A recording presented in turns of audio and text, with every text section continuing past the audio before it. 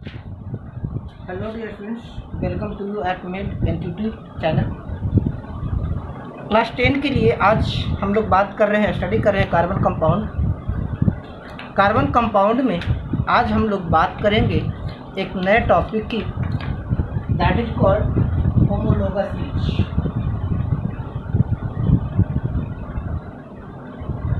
पहले समझे homologous rich क्या होता है। होमोलोगस रिच, इसकी डिफिनीशन की अगर बात करते हैं तो कहता है homologous series is a group of और series of carbon compound having same structural formula. तो होमोलोगस सीरीज की बात कर रहे हैं तो कह रहे हैं क्या, it is a series of carbon compounds और organic compounds having same structural formula।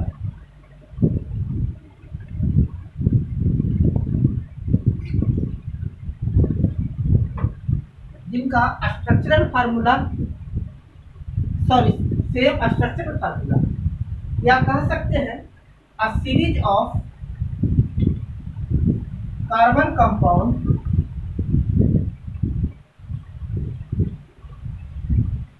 in which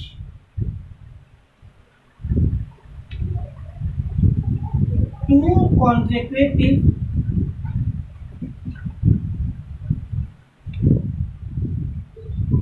member compound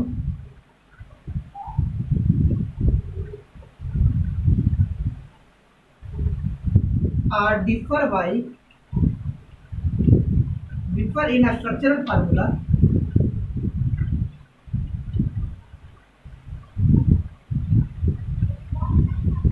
by CH2।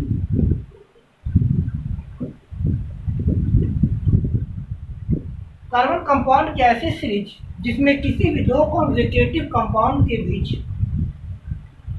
CH2 का डिफरेंस हो, होमोलोगस सीरीज कहलाता है। जैसे एक सीरीज लेते हैं, हम बात किए CH4 C2H6 C3H8 C4H10 C5H12, या दूसरी सीरीज की बात कर दें C2H4 C3H6 C4H8 C5H10, या आगे बात करते हैं C2H2 C3H4 C4H6 C5H8, ये सारे के सारे होमोलोगस सीरीज। क्योंकि अगर देखें, इनको ध्यान से देखिए, तो किसी भी दो कॉन्स्टिट्यूएंट मेंबर कंपाउंड के बीच डिफरेंस कितना है, एक कार्बन और दो हाइड्रोजन। यहाँ भी बात करिए, एक कार्बन दो हाइड्रोजन। यहाँ भी अगर बात करते देखिए, एक कार्बन दो हाइड्रोजन। यहाँ भी बात कीजिए, सिंगल कार्बन दो हाइड्रोजन। यहाँ आ जाइए, CH2 का ही डिफरेंस है, यहाँ भी CH2, यहाँ भी अगर देखें तो CH2। नीचे आ जाइए, CH2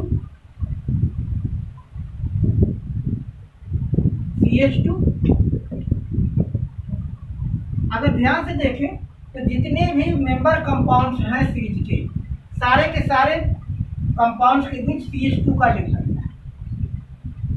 इस तरह के सीरीज, कार्बन कंपाउंड की सीरीज को हम लोग होमोलोगस सीरीज कहते हैं। अब कार्बन कंपाउंड के होमोलोगस सीरीज की बात करें तो इनको तीन पार्ट में डिवाइड किया गया है। जैसा कि आपको पता है कि कार्बन तीन तरह का बॉन्ड बन सकता है, दो कार्बन के बीच तीन तरह का बॉन्ड बन सकता है। कौन कौन? Single covalent bond, double covalent bond और triple covalent bond. On the basis of that homologous series को भी तीन पार्ट में डिवाइड किया गया है। पहला alkane, next one alkene and last one एल्काइल। ये तीन होमोलोगस सीरीज होते हैं, ये तीन होमोलोगस सीरीज। एल्केन की बात करते हैं तो एल्कीन में जितने भी कार्बन कंपाउंड हैं, ऑल कार्बन कंपाउंड हैज ऐसी कैरेक्टरिस्टिक्स की बात करते हैं। तो पहले अगर बॉन्ड की बात करते हैं, बॉन्ड का दो कार्बन एटम के बीच, तो एल्केन में होगा single bond, alkene double bond रखेगा और एल्काइन ट्रिपल बॉन्ड होगा। इनके बारे में डिटेल जाने पहले ब्रीफ आइडिया ले लें। एल्केन सिंगल बॉन्ड का कार्बन कंपाउंड है, alkene double bond carbon compound है, alkyne triple bond carbon compound है। इनकी अगर जनरल फार्मूला की बात करते हैं तो इनका जनरल फार्मूला होता है CnH2n प्लस, यानी जितने कार्बन है उनके डबल से दो ज्यादा हाइड्रोजन होंगे, जितने कार्बन है उनके डबल से दो ज्यादा हाइड्रोजन होंगे। एल्केन में CnH2n, आप कह सकते हैं कि जितने कार्बन के साथ जितने हाइड्रोजन है एल्केन में, उससे दो हाइड्रोजन कम एल्कीन में होंगे, यानी जितने कार्बन है उनके दुगने हाइड्रोजन होंगे। जबकि एल्काइन की बात करें तो इनका जनरल फार्मूला होता है CnH2n-2, यानी जितने कार्बन है उनके दो गुने से दो कम हाइड्रोजन होंगे। रीजन, क्योंकि जैसे ही एक बॉन्ड बनता है, एक बॉन्ड जब बढ़ेगा तो दो हाइड्रोजन घट जाएगा। कार्बन के साथ चार बॉन्ड होते हैं, अगर एक एक्स्ट्रा कार्बन या एक एक्स्ट्रा बॉन्ड जुटेगा तो एक एक्स्ट्रा बॉन्ड ऐड होने के बाद उसमें से दो हाइड्रोजन रिड्यूस हो जाएगा, घट जाएगा। ये एल्केन, एल्कीन और एल्काइन के बारे में कुछ ब्रीफ स्टडी है। अब हम एल्केन, एल्कीन और एल्काइन की बेसिक कैरेक्टरिस्टिक प्रॉपर्टी की बात करें। क्लियर? एल्केन, एल्कीन और एल्काइन की बेसिक कैरेक्टरिस्टिक प्रॉपर्टी की बात करते हैं। इनकी बेसिक कैरेक्टरिस्टिक प्रॉपर्टीज क्या क्या है ये समझना आवश्यक है। तो सबसे पहले बात करते हैं एल्केन। इनकी फिजिकल प्रॉपर्टीज,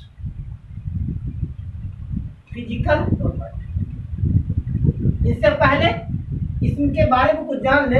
एल्केन क्या होता है? सिंगल बॉन्ड कार्बन कंपाउंड है, सिंगल बॉन्ड कार्बन कंपाउंड, पहले से जान लीजिए। जनरल फार्मूला, इनका जनरल फार्मूला होगा CnH2n-। हम इनकी नोमेनक्लेचर की बात भी करेंगे, बट उससे पहले हम बात करते हैं इनकी प्रॉपर्टी की, फिजिकल प्रॉपर्टी। तो फिजिकल प्रॉपर्टी पहले कहते हैं एल्केन्स आर कलरलेस, ऑर्डरलेस, ठीक है। Alkanes are colourless and odourless. इनका ना कोई अपना कलर होता है और ना ही कोई ऑर्डर होता है। इनकी अगर डेंसिटी की बात करते हैं तो ये लेस डेंस दैन वाटर, इसकी डेंसिटी वाटर से कम होगी। अगर एल्केन को वाटर के सरफेस पर रखा जाए तो एल्केन वाटर सरफेस पर फ्लोट करना शुरू कर देगा। अगर एल्केन को वाटर के सरफेस पर रखा जाए तो वो वाटर के सरफेस पर फ्लोट करना शुरू कर देगा। ठीक है, तो पहली प्रॉपर्टी हो गई एल्केन कैसा है? कलरलेस एंड ऑर्डरलेस सब्सटेंस है। एल्केन वाटर से कम डेंस होता है, यानी ये इसको जब पानी में रखिएगा तो ये पानी की ऊपरी सतह पर ही फ्लोट करना लगेगा। इनसोल्यूबल इन वाटर और पोलर, इनसोल्यूबल इन वाटर और पोलर सॉल्वेंट्स, ये वाटर में सोल्यूबल नहीं होगा या पोलर सॉल्वेंट में सोल्यूबल नहीं होगा, बट सोल्यूबल किस में होगा? Soluble in non polar substances और नॉन पोलर सॉल्वेंट। अगर नॉन पोलर सॉल्वेंट की बात करते हैं तो हम इसमें समझ लेते हैं सीधा ऑर्गेनिक सॉल्वेंट की बात हो जाती है। नॉन पोलर सॉल्वेंट की बात जहां आज बात आ जाएगी समझ लीजिएगा वहां पर ऑर्गेनिक सॉल्वेंट की बात। तो जितने भी एल्केन्स होते हैं वो वाटर में इनसोल्यूबल होते हैं। वाटर में जैसे डालिएगा ऊपरी उसके ऊपर एक लेयर बन जाएगा, वो अपर लेयर पर फ्लोट करना शुरू कर देगा। ये बल्कि जबकि ये नॉन पोलर सॉल्वेंट यानी ऑर्गेनिक सॉल्वेंट में ये सोल्यूबल होंगे। आगे करें इनका melting and boiling points are low. इनका melting and boiling points are लो।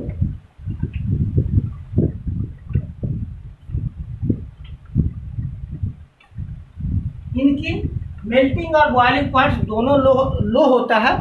अब अगर मेल्टिंग और बॉइलिंग पॉइंट की बात करते हैं तो इससे पहले एक चीज और समझ लीजिए, इनकी कैरेक्टरिस्टिक्स की बात हो रही है तो इनकी state of matter, state of matter में कहते हैं कि फर्स्ट 3 एल्केन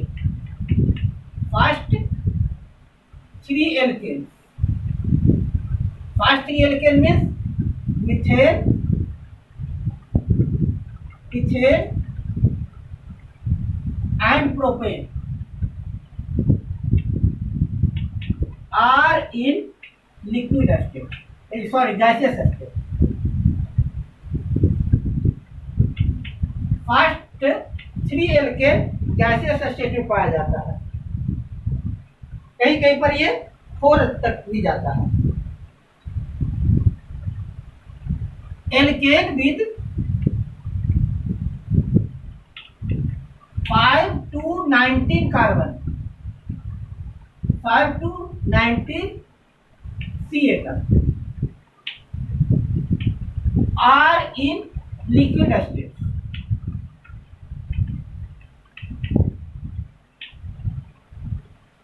अगर किसी एल्केन में 5 से 19 कार्बन तक जुड़ा हुआ है तो वो एल्केन लिक्विड स्टेट में पाया जाएगा। पेंटेन से pentane, hexane, heptane, octane, nonane, decane, monodecane, dodecane, tridecane, tetradecane, pentadecane, hexadecane, heptadecane, octadecane, nonadecane, 19 तक इनका नोमेनक्लेचर में हम समझेंगे। तो अगर 5 से 19 कार्बन तक है तो वो लिक्विड स्टेट में होगा। And alkane with more than 19 C atom are in solid state. ध्यान रखिएगा क्या कि अप टू 5 क्या है गैसियस स्टेट में, ठीक है। Between 5 to 0 to 5, between 5 to 19, 5 to 19, greater than 5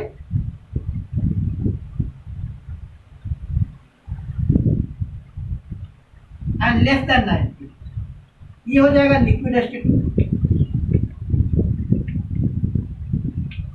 and more than 90, 19 से ज्यादा, ये क्या हो जाएगा सॉलिड स्टेट। 0 से 5 यानी 1 से 5 तक का जो कार्बन एटम एल्केन है, 1 से 5 तक का एल्केन हमेशा गैसियस स्टेट में होगा, 5 से 19 लिक्विड स्टेट में, और अगर 19 से ज्यादा कार्बन एटम जुड़ा हुआ है तो वो एल्केन सॉलिड स्टेट में पाया जाएगा। ये इनकी कैरेक्टरिस्टिक स्टेट की बात हो गई। आगे इनकी प्रॉपर्टी की बात करते हैं केमिकल प्रॉपर्टीज में। अब केमिकल प्रॉपर्टीज की बात करते हैं कुछ।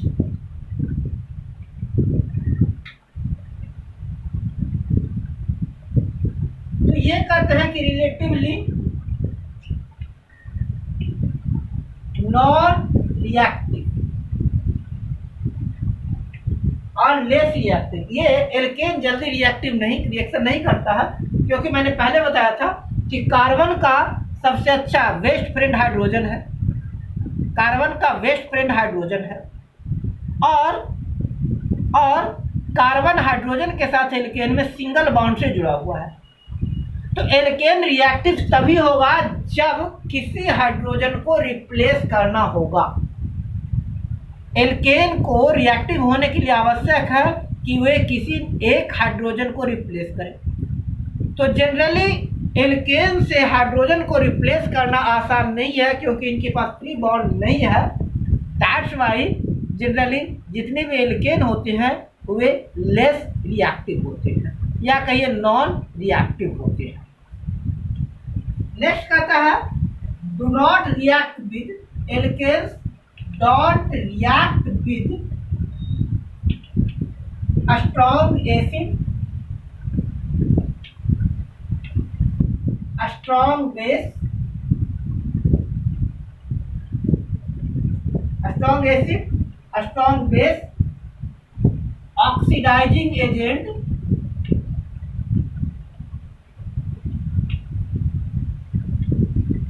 रिड्यूसिंग एजेंट,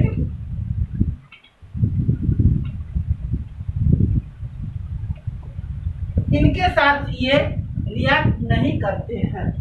स्ट्रॉन्ग एसिड के साथ रिएक्ट नहीं करेगा, स्ट्रॉन्ग बेस के साथ रिएक्ट नहीं करेगा, रिड्यूसिंग ऑक्सीडाइजिंग एजेंट हो या रिड्यूसिंग एजेंट, इनके साथ रिएक्ट नहीं करेगा। ऑक्सीडाइजिंग एजेंट क्या होता है? वह सब्सटेंस जो ऑक्सीडाइज करवाता है, यानी ऑक्सीडाइजिंग एजेंट रिड्यूसर होगा, ऑक्सीडाइजर कोई ना कोई रिड्यूसिंग सब्सटेंस होगा, और रिड्यूसिंग एजेंट जो रिडक्शन को प्रमोट करता है। तो ये इन सब में से ना तो एसिड से रिएक्ट करेगा, ना बेस से, ना ही ऑक्सीडाइजिंग एजेंट से, ना ही रिड्यूसिंग एजेंट से रिएक्ट करेगा। नेक्स्ट प्रॉपर्टी में हम बात करेंगे कंबस्शन की बात करेंगे। नेक्स्ट प्रॉपर्टी कंबस्शन की बात करेंगे। तो कहता है it is combust relatively, it is combustible, highly combustible कहते हैं। ये हाईली कंबस्टिबल होगा and it Burns with blue flame and gives carbon dioxide, water and heat with no residue, smoke और हार्मफुल गैसेस।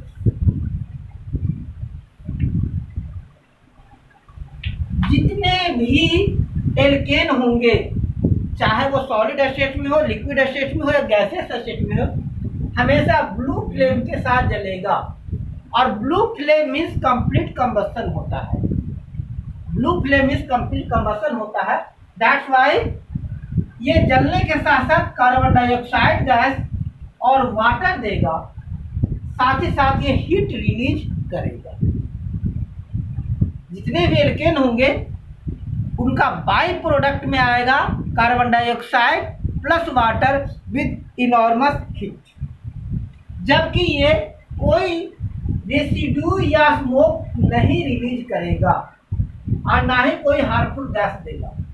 इनका जब कंबशन होगा तो इनके कंबशन के फलस्वरूप ना तो कोई रेसिड्यू यानी राख वगैरह कुछ बचेगा, ना ही धुआं उठेगा और ना ही कोई हार्मफुल गैसेस रिलीज होगा। जब भी एल्केन जलेगा ब्लू सूटी फ्लेम के साथ जलेगा और ब्लू सूटी फ्लेम के साथ जलकर कोई हार्मफुल रेड्यूस नहीं प्रोड्यूस करेगा।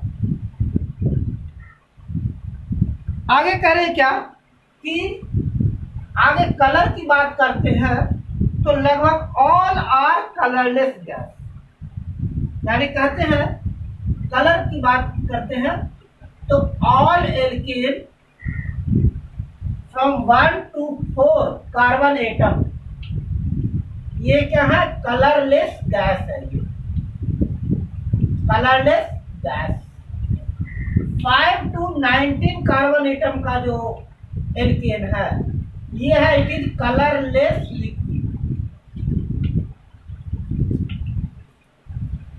19 प्लस कार्बन एटम का एल्केन, ये है colourless solid.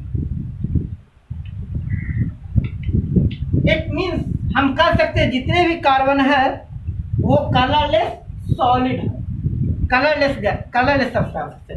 All alkanes are colourless. अब इसमें एक क्वेश्चन आता है, यहीं पर आ जाता है कि what is paraffin.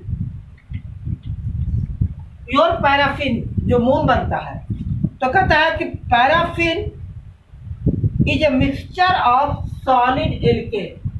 Important point, paraffin is a mixture of solid alkene.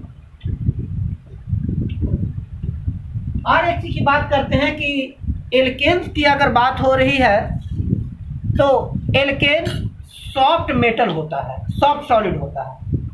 Alkene soft solid है।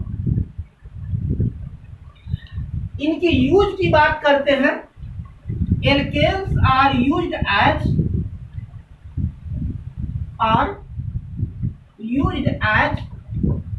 Fuel and solvent. Alkane fuel and solvent के रूप में यूज होता है। तो ये था जनरल कैरेक्टरिस्टिक्स ऑफ एल्केन। अब बात करेंगे एल्कीन की कि एल्कीन क्या है, व्हाट इज एल्कीन। नहीं सॉरी, अब आगे बढ़ने से पहले हम एल्केन के नोमेनक्लेचर की बात करेंगे। नोमेनक्लेचर ऑफ एल्केन, एल्केन का को नोमेनक्लेट कैसे करेंगे, ये इंपॉर्टेंट पॉइंट्स है। हालांकि इस ईयर के सीबीएसई सिलेबस से इसको रिमूव कर दिया गया है, बट इन्हें पढ़े बिना आगे अगर आप साइंस पढ़ना चाह रहे हैं तो आपके लिए बहुत ज़्यादा मुश्किल हो जाएगी, क्योंकि नोमेनक्लेचर ऑफ कार्बन कंपाउंड के बिना आप केमिस्ट्री का बहुत बड़ा पार्ट नहीं कर सकते। दैट्स वाई इरिलेवेंट, बोर्ड के दृष्टिकोण से इरिलेवेंट होते हुए भी इनको पढ़ाना पड़ रहा है, इनको एक्सप्लेन करना पड़ रहा है, सो दैट कल आपको कोई प्रॉब्लम ना हो। क्योंकि 11th में भी आपको नोमेनक्लेचर पढ़ना है, 12th में भी नोमेनक्लेचर पढ़ना है, और अगर 10th का बेसिक नहीं होगा तो आगे आपको पढ़ना ही पड़ेगा। दैट्स वाई ध्यान रखिए, हम बात करते हैं nomenclature of alkene. Nomenclature of alkene, साथ ही साथ हम आगे से बात करेंगे स्ट्रक्चरल फार्मूला की भी बात करेंगे और इनके आइसोमर्स की भी बात करेंगे।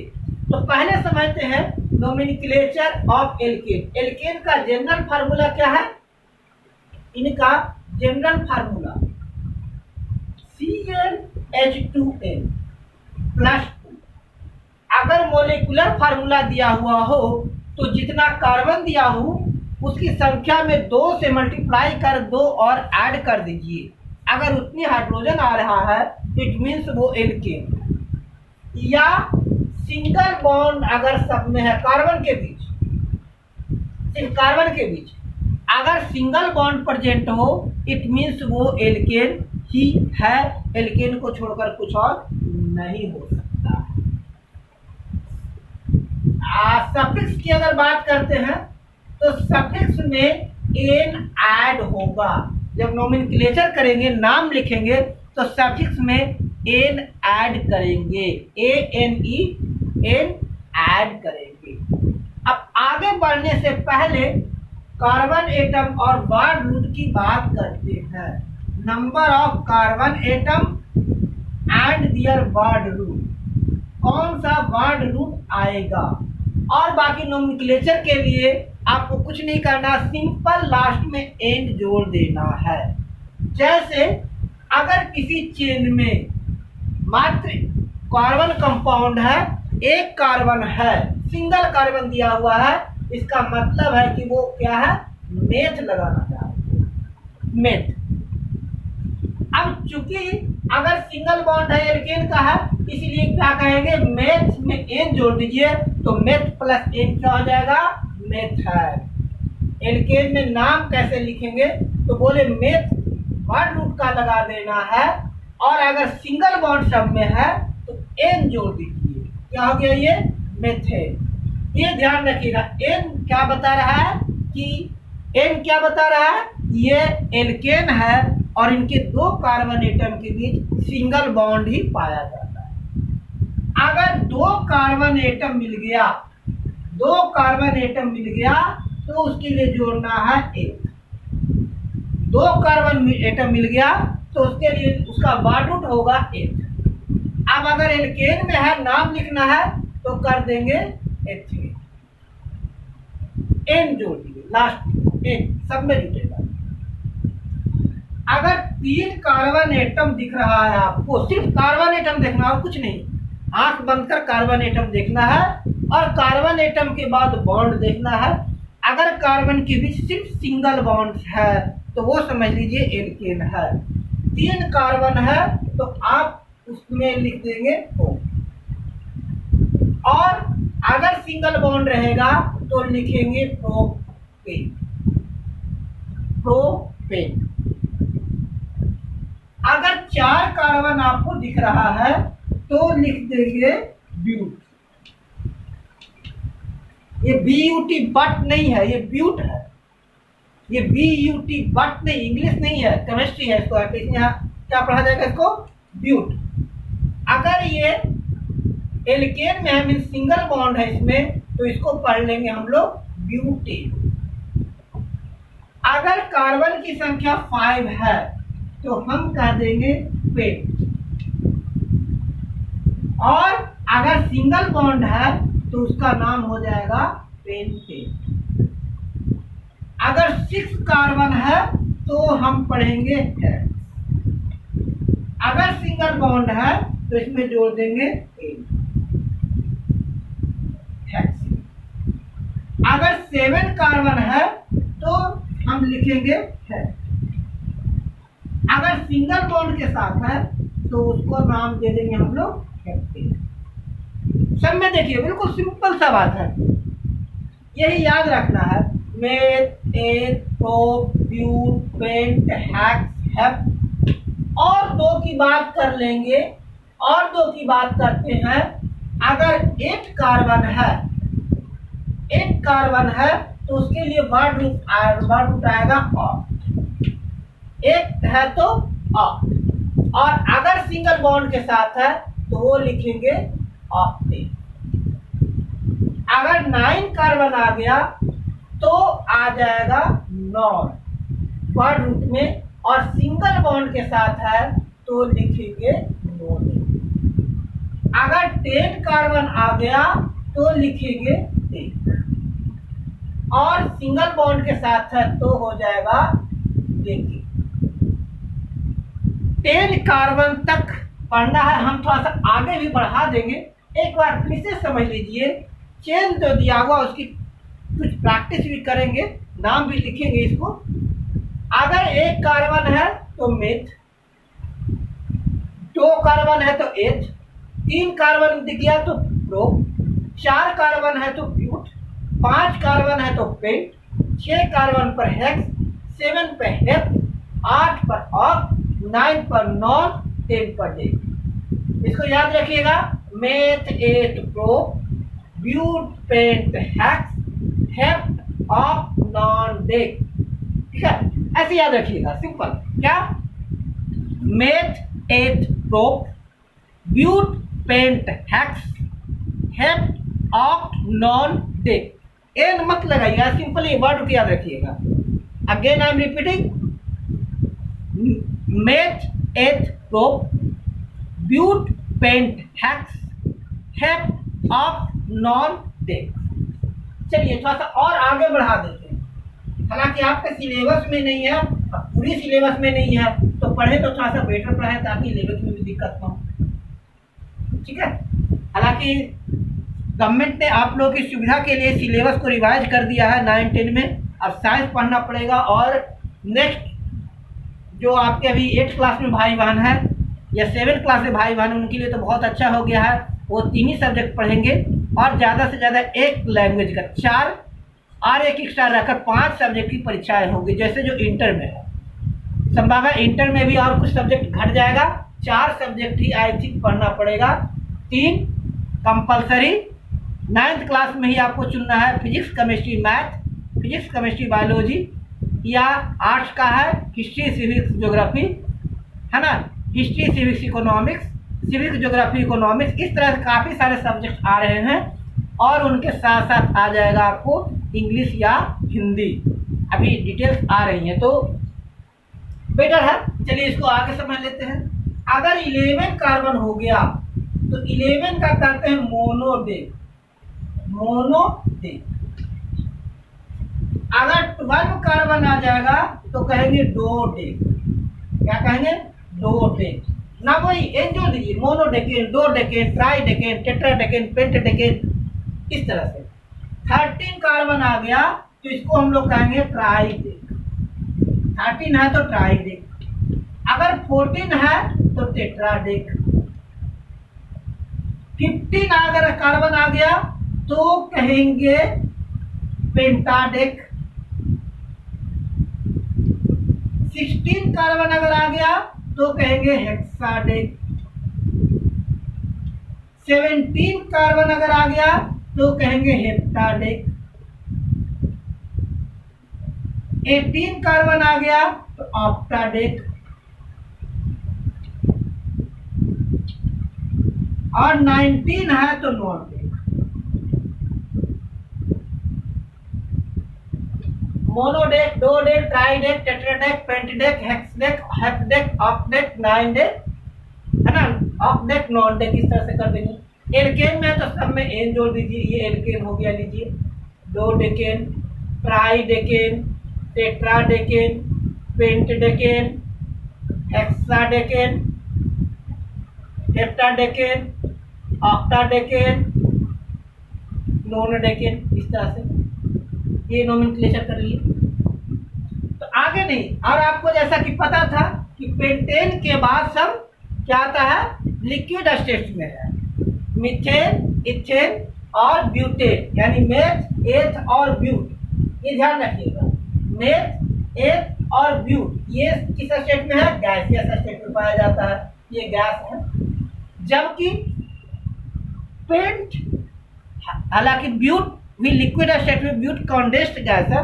जो एलपी गैस होता है, आपके घरों में जो सिलेंडर वाला गैस आता है, वो वास्तव में ब्यूटेन होता है, ब्यूटेन होता है।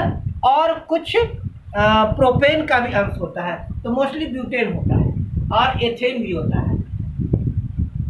इसीलिए वो गैसियस स्टेट में आ जाता है रूम टेम्परेचर पर। चलिए अब नोमेनक्लेचर की थोड़ी सी प्रैक्टिस और कर लेते हैं।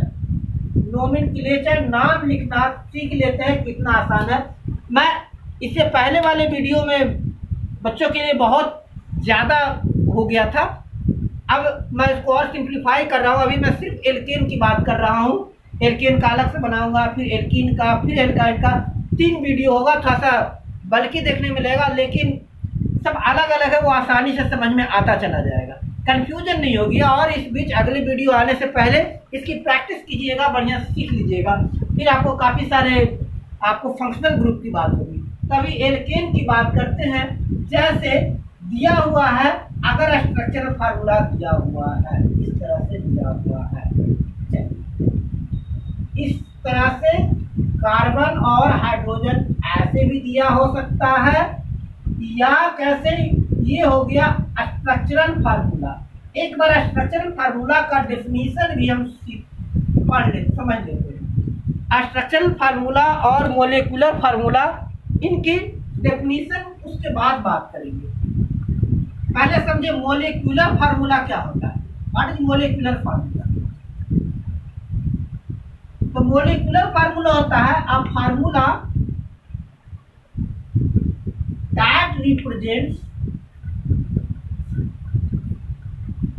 that represent number of atom or atoms of element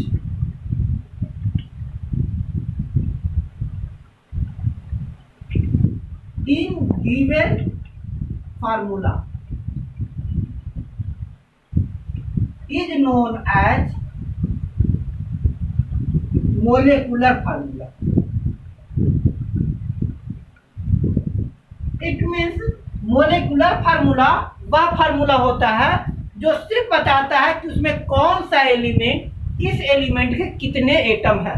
molecular formula किस एलिमेंट के कितने एटम हैं, अगर ये रिप्रेजेंट करता कोई फार्मूला तो हम उसको कहते हैं मोलेकुलर फार्मूला। जैसे हम लिखे C4H10, ये फार्मूला क्या बताता है कि कार्बन के 4 एटम और हाइड्रोजन के 10 एटम।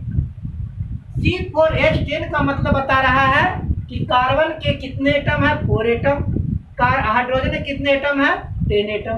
तो ये नंबर ऑफ एटम बता रहा है रेस्पेक्टिव एलिमेंट के, इसीलिए इस तरह के फार्मूला को हम कहेंगे मोलेकुलर फार्मूला। ये मॉलिक्यूल्स है जो बता रहा है कि किस एलिमेंट के कितने एटम्स हैं। या आगे बात करते हैं C5H12, यानी ये बता रहा है कि कार्बन के 5 एटम है और हाइड्रोजन के 12 एटम। ये हो गया मोलेकुलर फार्मूला। नेक्स्ट हम बात करते हैं स्ट्रक्चरल फार्मूला। स्ट्रक्चरल फार्मूला क्या होता है? Structural formula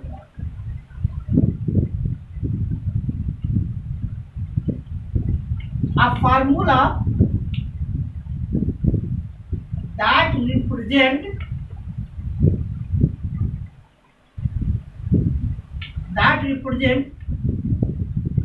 the structure or arrangement of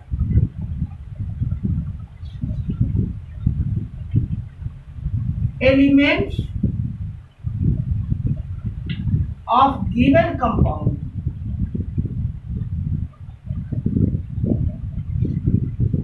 अगर उस कंपाउंड में कितने एलिमेंट्स हैं, किस एलिमेंट के कितने एटम हैं, ये दिया हुआ हो तो वो हो जाएगा मोलेकुलर फार्मूला। और अगर उसका अरेंजमेंट क्या है या स्ट्रक्चर कौन सा है, अरेंजमेंट क्या है, कैसे अरेंज है, जैसे ये बता रहा है कैसे अरेंज है, एक स्ट्रेट लाइन में अरेंज है, तो इस तरह के फार्मूला को हम लोग कहेंगे स्ट्रक्चरल फार्मूला। ये बता रहा है कैसे अरेंज है, एक कार्बन से कितना हाइड्रोजन जुड़ा हुआ है, तो इस तरह के फार्मूला को हम कहेंगे स्ट्रक्चरल फार्मूला। तो स्ट्रक्चरल फार्मूला दिया हुआ है, इसका नोमेनक्लेचर कैसे करें? तो इसमें सबसे पहले नोमेनक्लेचर की अगर जब बात आती है तो पहले गिनिए कितने हाइड्रोजन है। 1 2 3 4 5 6 कार्बन है। 6 कार्बन के लिए कितने क्या आएगा? 6 कार्बन है तो meth, eth, pro, but, pent, hex. Single carbon पर मेथ, 2 कार्बन है तो एच, 3 कार्बन है तो प्रो, 4 कार्बन है तो ब्यूट, 5 है तो पेंट और 6 कार्बन है तो हेक्स। अब जैसा कि मैंने पहले कहा था, केवल C के बीच बॉन्ड देखिए, इन दोनों C के बीच सिंगल बॉन्ड, इन दोनों C के बीच सिंगल बॉन्ड, ये दोनों C के बीच सिंगल बॉन्ड, ये दोनों C के बीच सिंगल बॉन्ड, ये C के बीच सिंगल, सबके बीच सिंगल बॉन्ड ही दिया हुआ है, इसलिए नाम में क्या लगा दिया हम लोग लास्ट में N। ये हो गया हेक्स। चलिए इस तरह से आगे देखते हैं।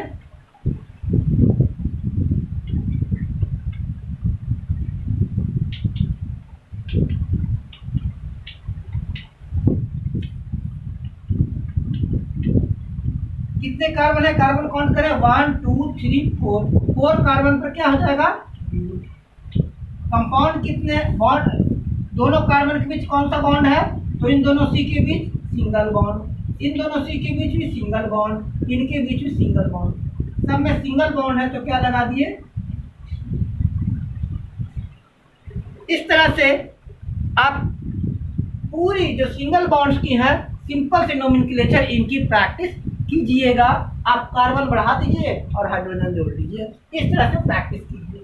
या अगर दिया हुआ C6H14, तो कार्बन जितना कार्बन है इसमें पहले 2 से मल्टीप्लाई कीजिए, 6 2 12 और अपनी तरफ से 2 जोड़ दीजिए। इतना अगर हाइड्रोजन आ गया तो इसका मतलब वो एल्केन है, सिंगल बॉन्ड के साथ रहेगा। ठीक है, जितना कार्बन है उसमें 2 से मल्टीप्लाई करके और 2 ऐड कर दीजिएगा। अगर उतना हाइड्रोजन आ जाएगा तो एल्केन होगा। जैसे यहाँ 6 कार्बन है ना, 6 2 12, 12 + 2 14, हाइड्रोजन 14 है ही, तो 14 हाइड्रोजन है तो एल्केन है। तो फॉर टुडे आज के लिए इतना ही। इसकी प्रैक्टिस अच्छी तरह से कीजिए सो दैट आप किसी वीडियो में कंफ्यूज ना हो सके। Thanks for watching.